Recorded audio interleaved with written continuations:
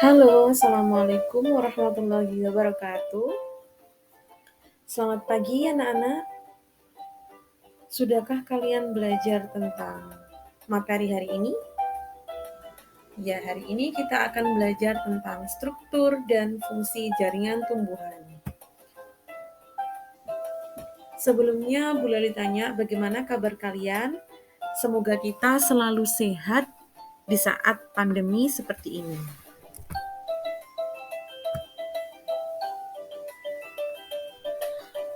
Materi yang pertama yaitu struktur dan fungsi akar. Sistem perakaran pada tumbuhan ada dua, yaitu yang pertama ada akar tunggang, yang kedua ada akar serabut. Bedanya bagaimana? Sekarang coba kita lihat di bagian gambar sebelah kanan. Ada akar tunggang dan akar serabut.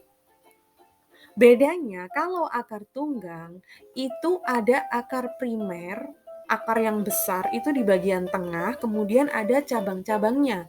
Sedangkan untuk akar serabut itu tidak ada akar primernya.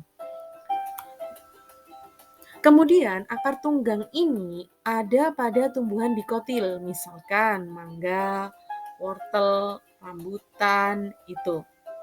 Kemudian kalau akar serabut biasanya pada tumbuhan monokotil, misalnya pada padi, jagung, rumput, dan lain sebagainya.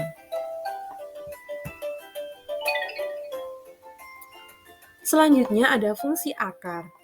Fungsi akar secara umum ada menambatkan tubuh tumbuhan pada tanah atau medium tumbuhnya. Kemudian menyerap air dan mineral. Lalu pada beberapa tumbuhan akar mengalami modifikasi. Apa itu modifikasi? Ya, perubahan fungsi dan bentuknya. Menjadi contohnya untuk menyimpan cadangan makanan misalnya pada singkong dan bengkuang. Kemudian kalau untuk menyerap oksigen atau untuk bernafas biasanya ada pada tumbuhan bakau. Itu ada pada pantai. Tumbuhan bakau itu atau mangrove bahasa latinnya. Selanjutnya, kita akan belajar tentang struktur dan fungsi batang. Struktur batang, coba kita amati antara dua gambar yang kanan dengan yang kiri, apa bedanya? Benar sekali, jadi yang sebelah kiri adalah batangnya memiliki ruas yang jelas, sedangkan kalau yang kanan batangnya tidak memiliki ruas yang jelas. Inilah bedanya antara batang tumbuhan monokotil dan dikotil. Mono itu artinya satu, di itu artinya dua. Jadi kalau monokotil itu tumbuhan yang bijinya berkeping satu seperti jagung, kemudian ada apa lagi tadi? Padi, dan lain sebagainya. Kalau yang dikotil itu batangnya tidak memiliki ruas dan juga batangnya berkayu dan memiliki kambium. Itu untuk tanaman dikotil. Contohnya ada banyak sekali tanaman-tanaman. Bisa kalian lihat pada internet. Sekarang zamannya serba canggih ya anak-anak, jadi kalian harus serba mandiri mencari tahu apapun ilmu tentang struktur tumbuhan yang kita pelajari hari ini. Fungsi batang secara umum adalah menyokong bagian-bagian tumbuhan, kemudian sebagai jalan pengangkutan air dan mineral dari akar menuju daun dan seluruh tubuh tumbuhan. Kemudian yang ketiga adalah jalan pengangkutan makanan dari daun ke seluruh tubuh tumbuhan. Jadi itu mengedarkan hasil fotosintesis.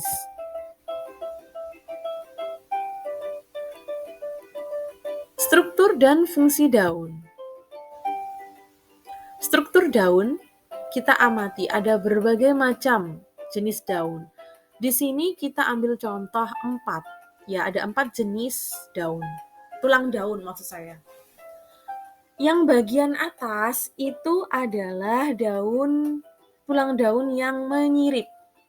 Kemudian bawahnya ada menjari seperti tanaman pepaya. Kalau menyirip pada tanaman apa? Misalkan tanaman mangga. Kemudian kalau monokotil itu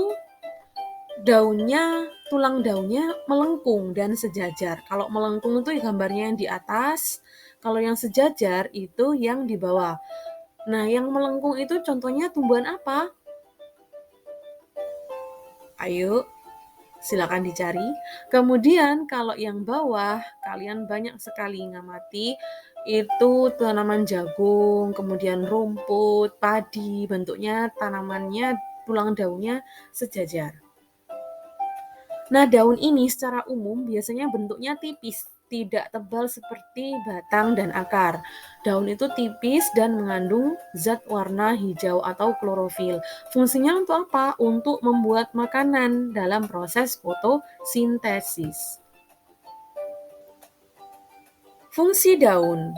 Yang pertama, sebagai alat untuk mengambil gas karbon dioksida yang digunakan sebagai sumber atau bahan baku dalam fotosintesis. Yang kedua, untuk mengatur penguapan air atau transpirasi.